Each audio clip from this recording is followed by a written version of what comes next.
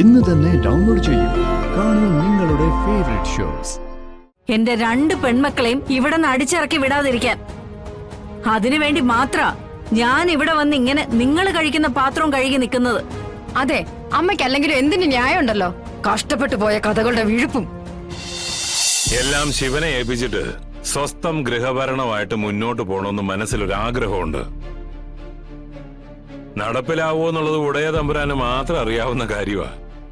മഹേന്ദ്ര സാറിനെ പോലുള്ള നിത്യ യൗവനക്കാര് ഇത്രയും നേരത്തെ വിരമിക്കാൻ തീരുമാനിച്ചാൽ ഞങ്ങളെ പോലുള്ളവരുടെ അവസ്ഥ എന്താവും? പറ്റുന്നില്ല ജോണെ. കാണുമ്പോഴുള്ള ഈ തണ്ടും തടിയൊക്കെ ഉള്ളൂ. വീണ് കഴിഞ്ഞാൽ പിന്നെ അവിടെ നിന്ന് എണീക്കില്ല എന്ന് എനിക്ക് തന്നെ അറിയാം. അതുകൊണ്ടല്ലേ ഒരു അഡ്ജസ്റ്റ്മെന്റിലൊക്കെ ഞാനിങ്ങനെ മുന്നോട്ട് പോകുന്നത്. ഞാൻ പറയുന്നത് എല്ലാം കൂടി ശിവൻകുഞ്ഞിന്റെ തലയില് ഇപ്പോഴേ വെക്കണ്ടെന്നാ. വീട്ടിൽ ഇരുന്നാണെങ്കിലും കാര്യങ്ങൾ നടന്നാ മതി. പറ്റാത്തത് കുഞ്ഞു ചെയ്യും. ആ, അതൊക്കെ ആലോചിച്ച് തീരുമാനം എടുക്കേണ്ട കാര്യങ്ങളാ. തൽക്കാലം ജോണിന്റെ പ്രശ്നം എന്താന്ന് അറിയട്ടെ. എന്താ ജോണെ, നിങ്ങളെ കളക്ടർക്ക് ഇപ്പൊ സൂക്കേടൊന്നും ഇല്ലല്ലോ? കളക്ടറുടെ കാര്യം പറയാനാ ഞാനും കയറിയത്. 3-ാം മൂടിലെ ക്വാറിക്ക് ചുറ്റുമുള്ള ചിലര് കളക്ടറെ കാണാൻ വന്നിട്ടുണ്ടായിരുന്നു. കൊണ്ടുവന്നത് ആ കാഹളം കുമാരനാ. അവനെ, ആ കാഹളത്തെ ഓരോ പ്രാവശ്യവും ഒഴിവാക്കി വിടുന്തോറും അവൻ അവന്റെ വിക്രികളൊക്കെ കൂട്ടിക്കൊണ്ടുവരികയാണല്ലോ. മാന്യന്മാരെ ഒരു തരത്തിലും ജീവിക്കാൻ അനുവദിക്കില്ല എന്നും പറഞ്ഞു കിടക്കുന്ന യവന്മാരെയൊക്കെ കോറയിൽ പൊട്ടിക്കാൻ ഉപയോഗിക്കുന്ന വെടിമരുന്നില്ലേ, അതിട്ട് കത്തിക്കണം. ചാരം പോലും അവശേഷിപ്പിക്കരുത്. ഇത്തിരി ചില്ലറ കൊടുത്ത് ചെയ്യാൻ പോണ പാപത്തിൽ നിന്ന് ഒഴിവാകാൻ നോക്കിയതാ. ഒടുക്കത്തെ ആദർശവും പറഞ്ഞ് നമ്മളെ കൊണ്ട് പാപം ചെയ്യിക്കുക തന്നെ ചെയ്യും. ഇവിടെ ഇപ്പോ കളക്ടറെ കൊണ്ട് ക്വാറിക്കെതിരെ നടപടി എടുപ്പിക്കാൻ ആ പരിസരവാസികളെ മുഴുവൻ വിളിച്ചുകൊണ്ട് കളക്ടറേറ്റിലേക്ക് ഒരു ജാഥ തന്നെ അവൻ നടത്തിയിട്ടുണ്ട്. കളക്ടറിന്റെ വാക്കും കേട്ടോണ്ട് ചാടിത്തുള്ളി ഇറങ്ങിയിട്ടുണ്ട്. എവളാരാ? പാവങ്ങളുടെ കണ്ണീരൊപ്പുന്ന മാലാഖയോ അതോ മദർ തെരേസയോ? ആരായാലും മഹേന്ദ്രന്റെ തട്ടകത്തിൽ കയറി മിടുക്ക് കാണിക്കാൻ വന്ന കയ്യും കെട്ടി നോക്കി നിന്ന് കൊടുക്കില്ല ഞാൻ. തിരിച്ചടിക്കും. ആ തിരിച്ചടി കളക്ടർക്ക് ചിലപ്പോ താങ്ങാൻ കഴിഞ്ഞു എന്ന് വരില്ല. പരുത്തിക്കുന്നില് കളക്ടർക്ക് നേരെ ഞാൻ ആയുധം എടുത്തില്ല. പക്ഷേ അതുപോലെ ആവില്ല 3-ാം മൂട്ടില്. അത് എന്റെ ബിസിനസിന്റെ ചങ്കായ സ്ഥലവാ. അത് തകർത്ത ഞാൻ ചിലപ്പോ ആയുധം എടുത്തു എന്ന് വരും. എന്നാ അതിനുള്ള പരിപാടി നോക്കിക്കോ. അവരുടനെ ഇൻസ്പെക്ഷൻ എന്ന കലാപരിപാടിയായി ക്വാറി സന്ദർശിക്കാൻ സാധ്യതയുണ്ട്. കൂട്ടത്തില് ആ കുമാരനെന്ന് കുടഞ്ഞേക്ക്. അവന്റെ നാവാണ് അവന്റെ ബലം. നമ്മളെ പോലെയുള്ളവർക്ക് തലവേദന സൃഷ്ടിക്കുന്നതും ആ നാവ് തന്നെയാണ്. എടോ ജോണേ, ഒരുപാട് കാലം ഇതൊക്കെ തലച്ചുമടായിട്ട് കൊണ്ടുപോകണമെന്ന് ആഗ്രഹിക്കുന്നവനൊന്നും അല്ല ഞാൻ. പക്ഷേ ഞാൻ കൊണ്ടുപോകുന്ന കാലത്തോളം കാക്കയ്ക്കും പരുന്തിനും കൊടുക്കരുതെന്നൊരാഗ്രഹം എനിക്കുണ്ട്. പക്ഷെ സമ്മതിക്കില്ല എന്ന് വന്ന കഴുകനെ കൊണ്ടുവരാതെ വേറെ മാർഗമില്ലല്ലോ. പലരും പറയും പലതും ചെയ്യൂന്നൊക്കെ. പക്ഷേ മഹേന്ദ്രന് പറച്ചിലില്ല, ചെയ്തു കാണിക്കത്തേ ഉള്ളൂ. ഈ LCD പ്രൊജക്ടറിലൊക്കെ കാണിക്കുന്ന പോലെ ചത്ത് മലച്ച് കിടക്കുന്നത്. ഇവിടെ സംഭവിക്കാൻ പോകുന്നതും ഇതൊക്കെ തന്നെ ആയിരിക്കും. എന്തായാലും നമ്മുടെ ഭാഗത്തുനിന്നൊരു നീക്കം ഉണ്ടാകുന്നതിന് മുമ്പ് അവർ ഈ പ്രശ്നത്തെ ഏത് രീതിയിൽ കാണുന്നെന്ന് അറിയണം. അതുകൊണ്ട് എടുത്തു ചാടി ഒന്നും ചെയ്യണ്ടെന്നാ എന്റെ അഭിപ്രായം.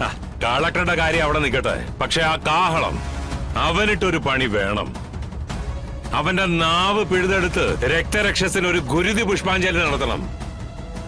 അത് ഈ മാണിക്കോത്ത് മഹേന്ദ്രൻ നടത്തുന്നതായിട്ട് അവൻ അറിയുകയും ചെയ്യണം. ഇതിലവൻ നന്നാവും.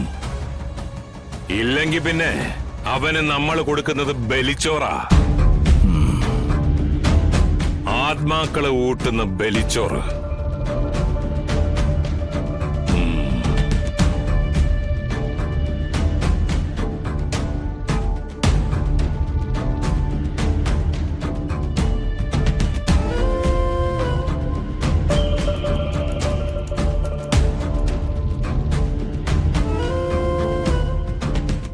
നീ ഇതെവിടെ പോവാ?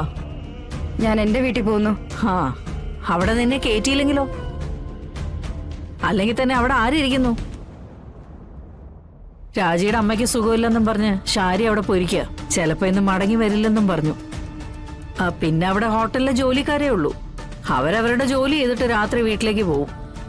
നീ പിന്നെ അവിടെ പോയിട്ട് ഒറ്റയ്ക്ക് കിടക്കുവോ? അല്ല, ഞാൻ എങ്ങനെ കിടന്നാലും ഇപ്പൊ എന്താ? എല്ലാവർക്കും എല്ലായിടത്തു നിന്നും എന്നെ അങ്ങ് ഒഴിവാക്കിയാ മതിയല്ലോ. നീ നിന്റെ നിലം മറന്ന ശ്യാമേ സംസാരിക്കുകയും പ്രവർത്തിക്കുകയും ഒക്കെ ചെയ്യുന്നേ. അത് എല്ലാവർക്കും അങ്ങോട്ട് ഇഷ്ടപ്പെട്ടു എന്ന് വരില്ല. ഓ, അപ്പോ അമ്മ ഇങ്ങനെ ഇവിടെ വന്ന് നിൽക്കുന്നത് സ്വന്തം നില നോക്കിയാണോ? എന്റെ അമ്മേ, എന്തൊക്കെ വന്നാലും ശരി, എന്നെ കൊണ്ടാവില്ല അമ്മയെ പോലെ ഇവിടെ വന്നിങ്ങനെ അട്ടിപ്പേറ് കിടക്കാൻ. മക്കളെ കെട്ടിച്ചു കൊടുത്തു എന്നുള്ള ബന്ധം മാത്രമല്ലേ അമ്മയ്ക്ക് ഈ വീട് പറ്റുള്ളൂ? അതെ, ആ ബന്ധം ഒന്നുകൊണ്ട് മാത്രമാ ഞാൻ ഇങ്ങനെ വന്ന് നിൽക്കുന്നത്. അതും നിങ്ങൾക്ക് വേണ്ടി. എന്റെ 2 പെൺമക്കളെയും ഇവിടെ നിന്ന് അടിച്ചിറക്കി വിടാതിരിക്കാൻ. അതിനുവേണ്ടി മാത്രാ ഞാൻ ഇവിടെ വന്ന് ഇങ്ങനെ നിങ്ങൾ കഴിക്കുന്ന പാത്രവും കഴുകി നിൽക്കുന്നത്. അതെ, അമ്മയ്ക്ക് അല്ലെങ്കിലും എന്തിന് ന്യായം ഉണ്ടല്ലോ. കഷ്ടപ്പെട്ടു പോയ കഥകളുടെ വിഴുപ്പും. നിക്കടി. എന്താ നിനക്ക് അതിപ്പോ കേൾക്കുന്നത് വലിയ കുറച്ചിലായിട്ട് മാറിയോ? 3 എണ്ണത്തിന്, 1ഉം 2ഉം ഒന്നുമല്ല, 3 എണ്ണത്തിനെയും കഷ്ടപ്പെട്ട് തന്നെയാ വളർത്തിയത്. അത് ഞാൻ മരിക്കുന്നവരെ പറഞ്ഞുകൊണ്ടിരിക്കുകയും ചെയ്യും. നിനക്കത് കേൾക്കുന്ന ബുദ്ധിമുട്ടാണെങ്കിൽ കൊണ്ട് കേസ് കൊടുക്കടി. നീയൊക്കെ കെട്ടിലമ്മ ചമഞ്ഞ് നിൽക്കുന്നതല്ലാതെ എന്ത് ജോലിയാ ശ്യാമേ നീ ഇവിടെ ചെയ്യുന്നത്? ആ പാവം സുഖമില്ലാതെ കിടക്കുന്ന സ്ത്രീയില്ലേ സത്യാമ്മ, അവര് വയ്യാതെ കിടക്കില്ലേ? അവരുടെ ഉരുമുണ്ടെങ്കിൽ ഈ കാലത്തിനിടയ്ക്ക് നീ കഴുകി കൊടുത്തിട്ടുണ്ടോടി? ഇല്ലല്ലോ. നീ ചെയ്യാത്തത്, നീ ചെയ്യാൻ മടിക്കുന്നത് ചെയ്യാൻ തന്നെയാ ഞാനിവിടെ നിൽക്കുന്നത്. അത് നിർത്തി ഞാൻ എന്റെ വീട്ടിലേക്ക് പോകണമെന്ന് നീ പറഞ്ഞാലൊന്നും ഞാൻ കേൾക്കില്ല. പക്ഷെ ശാലിനി പറഞ്ഞാ കേൾക്കും. കാരണം അവക്കത് പറയാനുള്ള അധികാരമുണ്ട്. അല്ലെങ്കിലും അമ്മയ്ക്ക് പണ്ടേ മുൻതൂക്കം അങ്ങോട്ടാണല്ലോ. ആണ്. കാരണം അവള് നിന്നെ പോലെ എടുത്തു ചാടി വിഡ്ഢിത്തങ്ങളൊന്നും എഴുന്നള്ളിക്കാറില്ല. അതുകൊണ്ട് എന്റെ പൊന്നുമോള് അമ്മയെ ഭരിക്കാൻ നിൽക്കാതെ എവിടെയാ പോകുന്നതെന്ന് വെച്ചാ പോവാൻ നോക്ക്. എവിടെ പോയാൽ ആരുടെ ശാപം ഏറ്റുവാങ്ങാതെ ജീവിച്ചാ മതി. തള്ളമാരുടെ ശാപം ഏറ്റിട്ട് എവിടെ പോയാലും ഗുണം പിടിക്കില്ലെന്നൊരു ചൊല്ലുണ്ട്. ഞാനായിട്ട് എന്തായാലും അതിന് നിൽക്കുന്നില്ല. എന്റെ മോളായി പോയില്ലേ. പക്ഷെ മറ്റുള്ളവരിൽ നിന്ന് അത് വാങ്ങിച്ചു കൂട്ടാതെ എന്റെ മോള് നന്നായിട്ട് ജീവിച്ചാ മതി. നീ പോയിക്കോ, വീട്ടിൽ പോയി താമസിച്ചോ. എന്നിട്ട് വരും വരായികൾ സ്വയം സഹിച്ചോണം. എനിക്കിപ്പോ അത്രേ പറയാനുള്ളൂ.